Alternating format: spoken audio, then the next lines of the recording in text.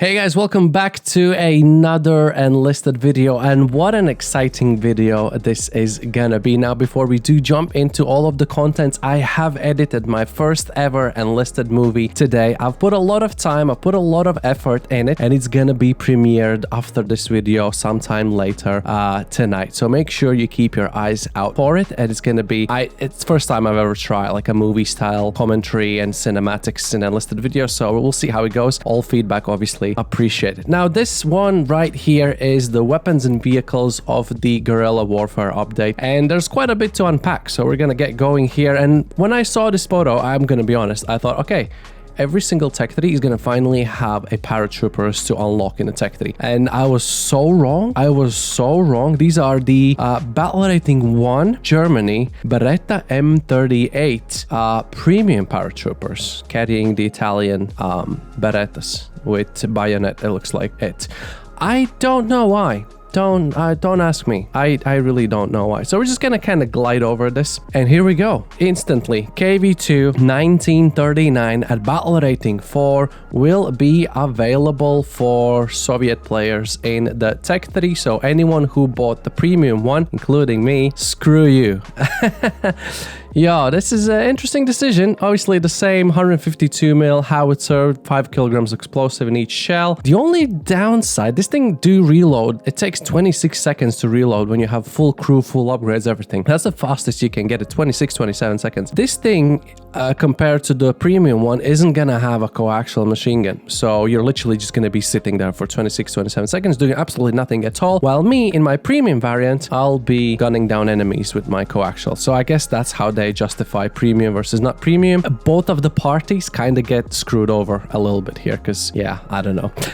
Moving on with the PPSH 41 Obrez, and this is a cut down, lightened version of a PPSH 41 because unlocking this weapon is going to give you the new soldier class, Guerrilla class. Therefore, they had to sneak the weapons around, and they had to be like you were supposed to be able to carry an SMG on you so that no one can tell you have a weapon. So that's why this is a very shortened and lightened version of that thing. And as I said, it will unlock you the Soviet squad with the Guerrilla class. So that's pretty cool. Moving on, USA gets some love as well. And this is no stranger to us. I never really got around to play it before the Tech 3 merge and all that shenanigans when we had the campaign system in the game, because I never really grinded Tunisia that far, at least for, you know, the USA side. A20 G25 M8. So this thing is not gonna have 500-pound bombs. This thing is gonna have 12 M8 rockets. Absolutely devastating for the infantry, because come on, that's a lot of rockets. And everything else about it, it's pretty much the same as the one we already know in the game, in the Tech 3, the A20, which is okay. It's not a bad plane, you know, you just need to play it at preferably its battle rating. And on this side here, we're gonna have the, I don't know how to pronounce that. Yeah, you can tell me. I don't know. It is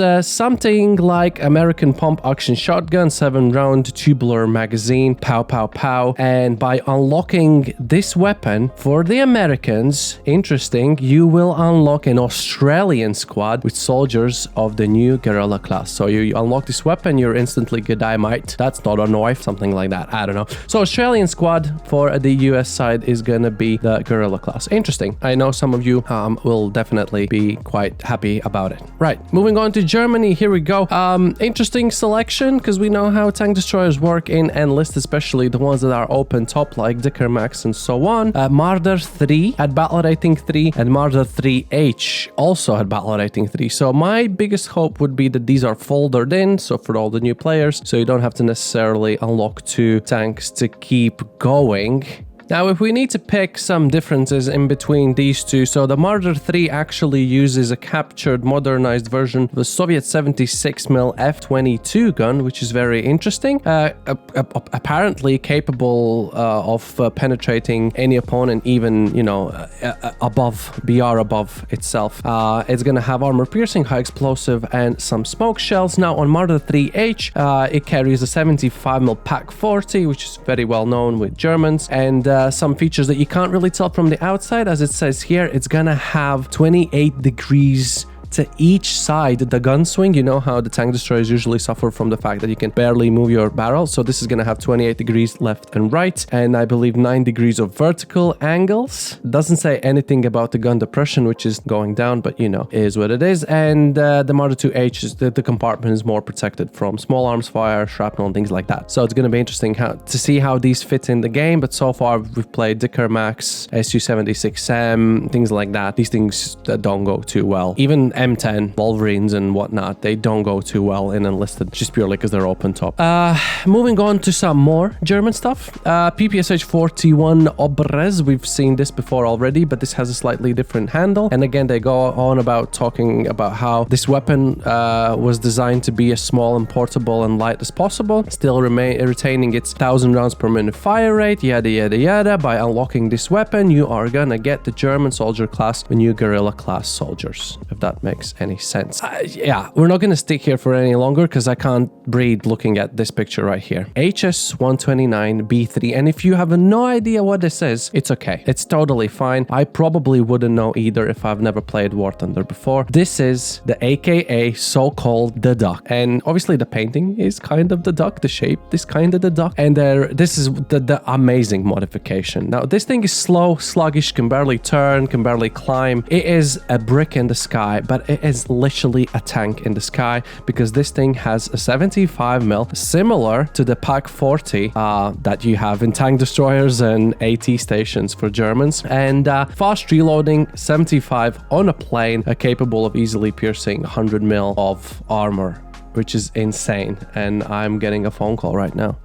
In addition to the cannon, it also has a pair of 7.92 machine guns, useful if you manage to get on a tail of an intensive pilot or shooting at point filled with enemies. So it's gonna have forward-facing, let's say, machine guns as well. But I am so curious to see how the 75mm performs because, well, as long as I think it's going to be tricky and satisfying at the same time, I think it's going to be super easy to be shot down by even infantry, machine guns, large machine guns, any guns from the ground, not even talking about AA stations or other planes. So I think can be fun, but I think the fun is going to be ruined quite a lot because it's just such an easy target for everything and everyone. And now moving on to Japan, which, well, that's all that they're getting, I guess. The FN Browning Auto 5, modification of the Browning semi-automatic shotgun, similar to already you've seen for the US soldiers, 5-round magazine, 240 shots per minute, and unlocking this, you will unlock the Japanese soldiers of the new Guerrilla class as well. So 1 level for Japan, so make sure you save up some free XP, probably around, I don't know, BR2, so you know, some 70,000, probably 80,000, maybe less. These guys, BR3, BR1s, we're getting a lot of mid-tier stuff, which is interesting. Germany gets mid-tier stuff tanks and low-tier plane. USA kind of gets a higher-tier plane, which kind of is in a no man's land because it's only BR4 because of its rockets, not that it's actually BR4 because it's super easy target, obviously. And KV2, BR4 because it is BR4. Even the premium one, I believe, is BR4 as well. Yeah, don't know about the Italian Beretta M38 paratrooper brigade. I don't even know why this is here. Probably this is to say Soviets can change their guns on their premium paratroopers, and I think event as well, so you can bring paratroopers to low tier. And now Enlisted is basically saying, oh, now Germany has option as well to have BR1 paratroopers if you really want to. The only problem is they're premium. So yeah, not great deal of paratrooping still in the Tech 3, but it is what it is. Rather exciting. I'm really curious to see how the Duck is going to do, and obviously we're going to try and get the Marders out in the field as well as the A20. KV2 we've kind of played over and over again. If you want to suffer a little bit more and not have the machine gun in the nose of this thing, then